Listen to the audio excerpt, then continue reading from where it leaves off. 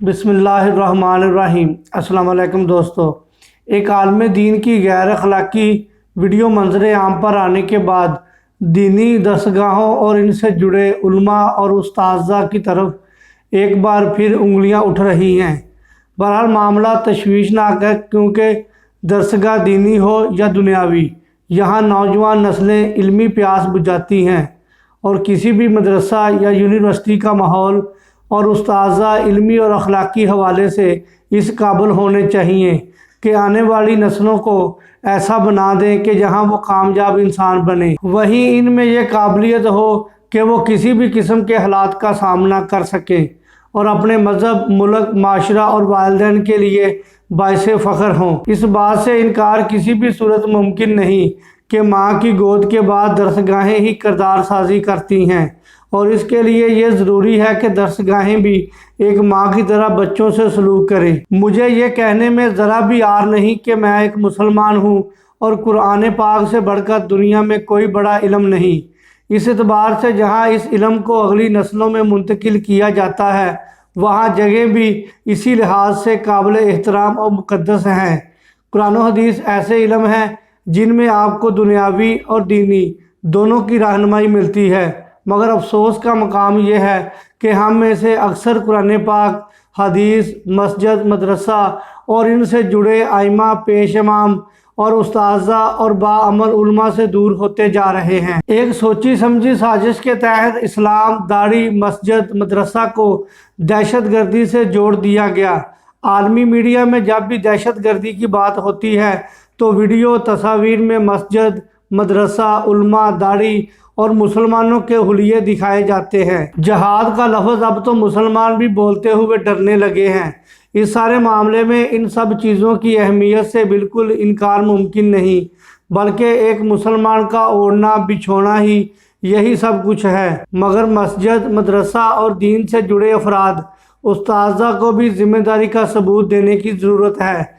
जहाँ आलम कुफर साजिशों में मसरूफ़ है और यह दुश्मनी आज की नहीं, हज़रत आदम अलैहिस्सलाम की तख्लीक पर ही इक़लान ने दुश्मनी की बुनियाद रख दी थी। फिर हर ज़माने में इसकी कोशिशें जारी रखी और अल्लाह के बंदे मुकाबला करते रहे। ये बातें सिर्फ कहने की हद तक नहीं, अगर कुफर का मुकाबला करना है, अगर अल्लाह का बंदा बनना है, तो फिर सबसे पहले अच्छा इंसान बनना पड़ेगा। अगर मस्जिद, मदरसा और दीन की खिदमत का शौक़ है और आपने ये राह चुन ली है कि मैं शैतान की पैरवी नहीं बल्कि रहमान की पैरवी करूँगा, तो फिर काम भी रहमानी करना होंगे। जब हम किसी आलम दीन, किसी हाफज, कारी और इमाम मस्जिद की गलती पर यह कहते हैं कि वो भी इंसान है, इनसे भी गलती सरजद हो सकती है, तो हमें यह सोच बदलने की ज़रूरत है। उस्ताज़ा चाहे यूनिवर्सिटी के हों या मदरसा के, वो बच्चों के लिए रोल मॉडल होने चाहिए। आपकी ज़ुबान से निकलने वाले अल्फाज से ज़्यादा ताकतवर और मौसर आपका किरदार है। जैसे बच्चा वालिदैन और घर वालों के बड़ों की नकल करता है, इसी तरह जब वो मदरसा, स्कूल, कॉलेज, यूनिवर्सिटी जाता है तो फिर वहाँ इसके वालिदैन उस्ताज़ा हैं। वो इनकी बातें सुनेगा और इन पर ही अमल करेगा, इनके किरदार को कॉपी करेगा। तभी ये कहा जाता है कि ये तबका यानी उस्ताज़ा आम तबके की तरह नहीं, इन्हें ज़्यादा बेहतर होने की ज़रूरत है। इन्हें अपनी गुफ्तार, अपने किरदार दूसरों की निस्बत ज़्यादा बेहतर रखने की ज़रूरत है, क्योंकि वो एक मुक़द्दस पेशे से मुंसलिक हैं। यहाँ मेरी राय यह है कि कॉलेज, यूनिवर्सिटी की निस्बत किसी दीनी मदरसे के उस्ताज़ा को मज़ीद बेहतरीन इंसान बनने की ज़रूरत है। बेहतरीन इंसान सिर्फ साफ़ सुथरे कपड़े पहने, अच्छी घड़ी, अच्छा इमामा, गाड़ी, अच्छी खुराक, अच्छा मोबाइल, आँख में सुरमा, दाढ़ी में कंघी का ही नाम नहीं, बल्कि सबसे अहम किरदार है वो ज़ाहरी किरदार भी है और बातनी भी। क्लासरूम, हुजरे, हॉस्टल, हर जगह उस्ताद को उस्ताद ही रहने की ज़रूरत है, और ये जहन में रहे कि उस्ताद को भी वालिदैन का रुतबा दिया गया है। फिर वालिदैन अपने बच्चों के साथ क्या बर्ताव करते हैं ये बताने की ज़रूरत नहीं। दीनी मदरसा के आलम दीन की जानिब से शर्मनाक और नाकाबिल माफ़ी जुर्म के मंजर आम पर आने के बाद कुछ बातें अर्ज़ करूँगा। एक तो यह कि इस वाक़े की बुनियाद पर अपने मज़हब, दरसगाहों और मस्जिद से मुतनफ़र ना हो कि हमें अगर कोई दीन की बात, कोई अल्लाह की तरफ माइल करने की तबलीग اور کچھ ثواب کی باتیں ملتی ہیں تو وہ انہی مرکز سے ملتی ہیں۔ ہاں، معاشرے میں ہزاروں کام ہیں، زندگی کے ہر عمل کے بدلے نیکی حاصل کی جا سکتی ہے، مگر یہ مرکز معاشرے کے لیے ضروری ہے۔ اب ان مراکز کے لیے کیا ضروری ہے، ہمیں یہ فیصلہ کرنے کی ضرورت ہے۔ مساجد کمیٹیاں، مدارس کمیٹیاں اور حکومت مل کر ایسا سسٹم بنا دے کہ ایسے واقعات کی روک تھام ممکن ہو سکے۔ میری رائے کے مطابق سب سے پہلے حکومت ایک کمیٹی تشکیل دے جس میں ایک قابل اور باشعور وزیر، ایک اپوزیشن نمائندہ، ایک ماہر قانون، ریٹائر جج، چاروں صوبوں سے اعلیٰ تعلیم یافتہ اساتذہ، اگر ریٹائر وائس چانسلر دستیاب ہوں تو زیادہ بہتر ہے، ماہر نفسیات، سیکیورٹی اداروں کے نمائندے، تمام مسلک کے ایک باعمل عالم دین، ایک صحافی، سول سوسائٹی کا نمائندہ اور فائنل ایئر کے چند طلبہ جن میں سے یونیورسٹی مدارس دونوں کے طلبہ شامل ہیں۔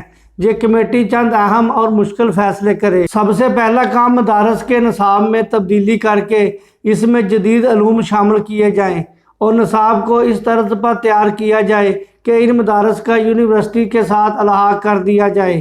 تمام اساتذہ کے کردار اور تعلیمی قابلیت کا جائزہ لے کر ان میں سے اچھی یونیورسٹیوں کے فارغ التحصیل اساتذہ کو مقرر کیا جائے، جس کے بعد مدارس کی ڈگریوں پر سرکاری نوکریاں بھی دی جائیں۔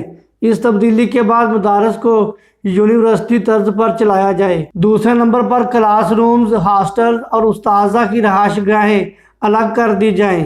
کسی بھی استاد کو ہاسٹل اور کسی طالب علم کو اساتذہ کی رہائش میں جانے کی اجازت نہ ہو۔